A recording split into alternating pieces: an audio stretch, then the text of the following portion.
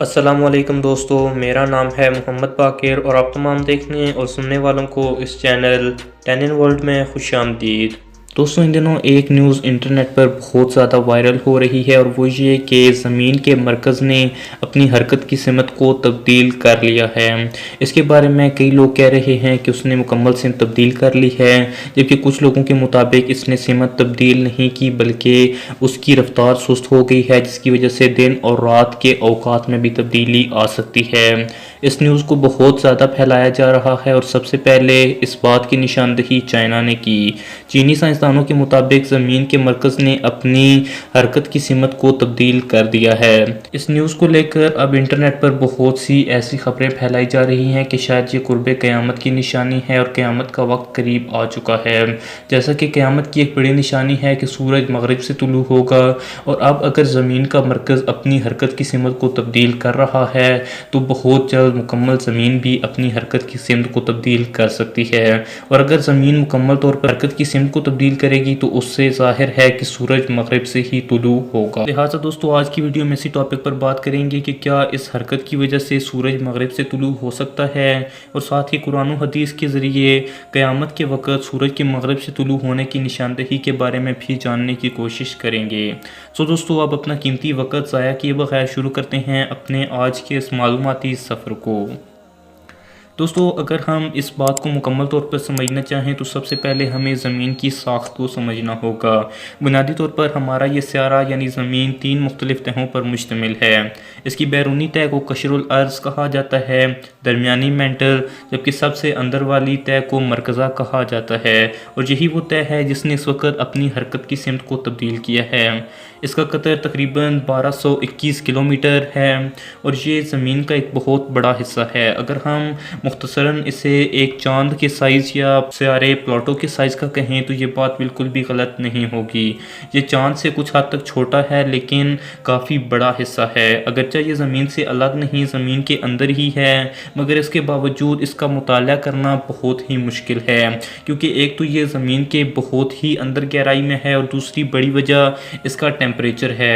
اگر سادہ الفاظ میں آپ کو بتایا جائے تو اس کا ٹیمپریچر تقریباً سورج کے ٹیمپریچر کے برابر ہے۔ اب آپ بخوبی اندازہ لگا سکتے ہیں کہ کیوں سائنسدان آج تک اس کے بارے میں زیادہ معلومات حاصل نہیں کر سکے۔ دوستو، اگر بات کریں اس خبر کی سچائی کی تو بلا شبہ یہ 100% سچی خبر ہے، اس کے اندر کوئی جھوٹ نہیں۔ یعنی چینی سائنسدانوں کا کیا گیا یہ دعویٰ ممکنہ حد تک ٹھیک ہی ہے، لیکن ہم تک جو خبر پہنچائی جا رہی ہے وہ آدھی خبر ہے۔ ہمیں صرف یہی بتایا جا رہا ہے کہ زمین کے مرکز نے اپنی حرکت کی سمت کو تبدیل کیا، جبکہ مکمل خبر یہ ہے کہ یہ واقعہ کوئی پہلی مرتبہ نہیں ہو رہا۔ چین کے سائنسدانوں کے مطابق زمین کے مرکزہ نے آخری مرتبہ اپنی حرکت کی سمت کو 1970 کے اندر تبدیل کیا تھا، اور اب 2040 کے اندر یہ دوبارہ اپنی حرکت کی سمت کو تبدیل کرے گی، یعنی 70 سال بعد زمین کا مرکزہ اپنی حرکت کی سمت کو تبدیل کرتا ہے۔ اب دوستو آتے ہیں قرآن و حدیث کی طرف کہ اگر ہم اسلامی تعلیمات کو اکٹھا کریں تو ہمیں سورج کے مغرب سے طلوع ہونے کے بارے میں کون سا منظر ملتا ہے۔ دوستو، سورج کا مغرب سے طلوع ہونا اگرچہ علامات کبریٰ میں سے ایک ہے، لیکن اس سے قبل بھی 3-4 ایسی علامات آئیں گی، قیامت کی ظاہر ہوں گی، جو کہ قیامت کی علامات کبریٰ میں سے ہوں گی۔ اور اگر بات کریں سورج کی مغرب سے طلوع ہونے کے بارے میں تو قرآن حدیث کی مختلف معلومات کو اکٹھا کرنے سے جو منظر ہمارے سامنے آتا ہے وہ کچھ یوں ہوگا کہ ایک روز سورج معمول کے مطابق مغرب کے اندر غروب ہوگا، لیکن اس کے بعد ایک طویل رات شروع ہو جائے گی جو کہ عام 3 راتوں کے برابر لمبی ہوگی۔ اس کے بارے میں کہا جاتا ہے کہ اگر ایک مسافر سفر میں ہوگا تو وہ اکتا جائے گا، بچے صبح نہ ہونے کی وجہ سے گھبراہٹ کا شکار ہو جائیں گے، جانور مال مویشی چرنے کے لیے آرزو کرنے لگیں گے، اور اسی طرح سے حتیٰ کہ ہر چیز پر بے چینی طاری ہو جائے گی۔ پھر اچانک سورج مغرب سے طلوع ہونا شروع ہو جائے گا۔ یہ وہ منظر ہوگا کہ جسے دیکھ کر ہر کوئی خوفزدہ ہو جائے گا۔ یہی وہ وقت ہوگا کہ جب توبہ کا دروازہ بند ہو جائے گا۔ جب سورج مغرب سے طلوع ہوگا تو وہ تقریباً دن کے وقت عروج پر آئے گا، اور اس کے بعد دوبارہ مغرب کے اندر ہی غروب ہو جائے گا۔ اس کے بعد معمول کے مطابق سورج مشرق سے نکلنے لگے گا اور مغرب کے اندر غروب ہونے لگے گا۔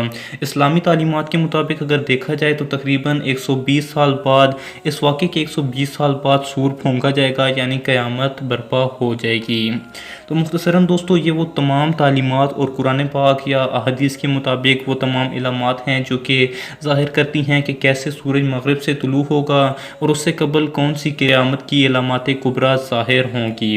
اب جیسا کہ ہم لوگ تقریباً جانتے ہیں کہ قیامت کی علامات کبریٰ میں سے ایسی کوئی بھی بڑی علامت ابھی تک ظاہر نہیں ہوئی، لہٰذا یہ کہہ دینا کہ بس زمین کا مرکز اپنی سمت کو تبدیل کر رہا ہے تو ممکن ہے کہ قیامت آئے گی، یہ ممکن نہیں۔ باقی اگر بات کی جائے کہ قیامت کب آئے گی تو دوستو اس کے بارے میں اللہ تعالیٰ قرآن مجید میں کہتا ہے کہ قیامت کے بارے میں تو علم صرف اللہ کو ہی ہے، لہٰذا ہم انسان اس کے بارے میں کوئی اندازہ نہیں لگا سکتے کہ کب قیامت برپا ہو۔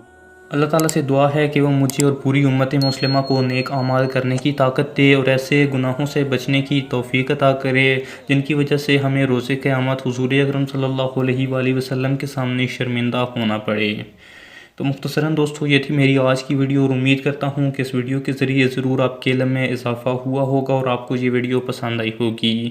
اگر آپ کو یہ ویڈیو پسند آئی ہے تو اسکرین پر دکھائے گئے طریقہ کار کے مطابق اس ویڈیو کو لائک کر دیں، میرے چینل کو سبسکرائب کر دیں اور ساتھ ہی بیل آئیکن کو پریس کر دیں تاکہ آپ کو ایسی مزید معلوماتی ویڈیوز سب سے پہلے اور بآسانی مل سکیں۔